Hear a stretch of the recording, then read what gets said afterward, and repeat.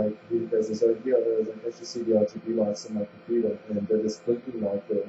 Is my I believe that's my hard drive light. The other thing, I think that's the only one of the red lights that's there. I think because obviously the hard drive is always doing work, obviously.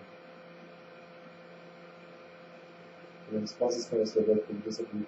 Yeah, and I don't like fiddling around with it because first of all, there's a lot of cables in there. And second of all, because we did the top case up, the last thing I want to do is accidentally put my hand in the fan, because that would really hurt. Yeah, that's why I don't need like fiddling. That's why I have to be really like, I think that just because I have to be really careful. And that's where I'm putting and that's where I'm putting my hands. Just not to touch the fan because that wouldn't be good. Because that would really hurt. That would be painful. I would hurt my hand if I touch the fan. It's their dominator set, but I can't open it. So you can see it's locked. So you can see that's a line being on the cylinder, and that's a locking nut. That's what locks the door. The door, but it's locked. I can't open it because that's the only one that has the key. Oh yeah, that's the whole point. That's why I don't have the key. That's the whole point of just getting the safe. Because to get the computer, they have to go all the way out to Royden to get it because they didn't have any stock in Fish Creek or Canberra. They didn't have any stock of those dirty hard drives, so they had to go all the way to Royden to get my computer. And to get the safe, we went to, was it the Tokenomic.com? I can't remember. And so yeah, we also did go quite a distance to get the safe as well. I can't remember, it was either Tokenomic.com, and it was one of those, I can't remember. But yeah, it's a dominator safe, so it's going to go up there, get to the website, dominatorsafes.com, and they're still safes, yeah, that's the only one that's the key. Because we have the upgrade on the computer, has 32 gigabytes of RAM, it's at 16 traditionally. And it's got a different fan now, so a bigger fan. But the previous fan I was going to have 2 connectors, whereas this one only has 1, so then it plugs into the motherboard. This is another thing that was for concern. The other thing is I don't use MSI Center because it's a piece of garbage. Because it doesn't always work well because most of the time when I use it, and then instead of it says it with the one as administrator, even though I'm already running as an administrator. So if I use the alternative, the Oliver is great to me since that one's always works. And even though it might be outdated, I can still control the signal upload using that application. Because every now and then, sometimes we don't, I never know when it happens the lights go to the default setting. I'm not sure why. But I prefer the rainbow way. Yeah, it's like the way everything there is. It even has RGB lighting.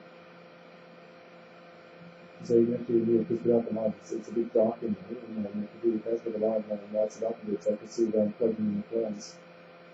I have to reach it from that side because obviously, yeah, it's not.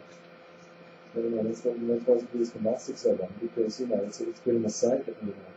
But before we upgraded it, we had to know this, but it was upside down. So there was a phone mat on the ground, we forgot it, but it was upside down.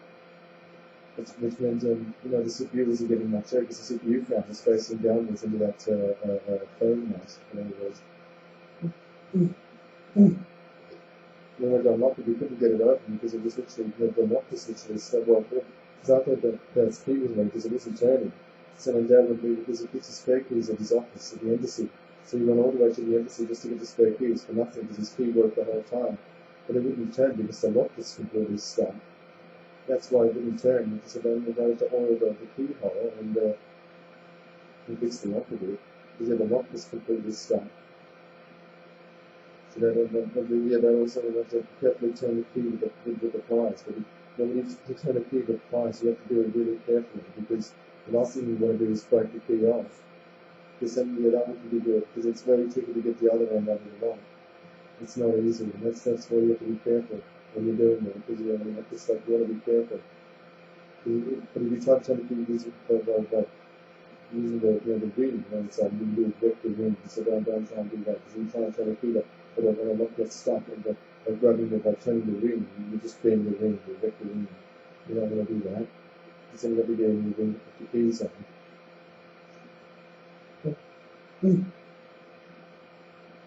And yeah, so then we replaced it all, and then it has a different heat sink as well.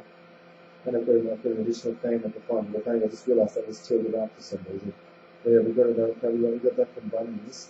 Yeah, we got an additional fan as well because it's making really good extra cooling. since I got that additional fan, I feel the safe now. It's hardly even warm in 7 hours. Like hardly. Because that is because that fan seems to be working. That extra fan, I feel it's hardly even warm because it used to get warm a lot. I used to get really warm. The top of the safe here would be very, very warm. Very nicely. And because I didn't do that, and the computer used to be warm enough to literally warm up my room as well. And when it'd be way too hot in my room, it'd be sweltering because my computer gets so warm. It used to get so warm that it would warm up my room.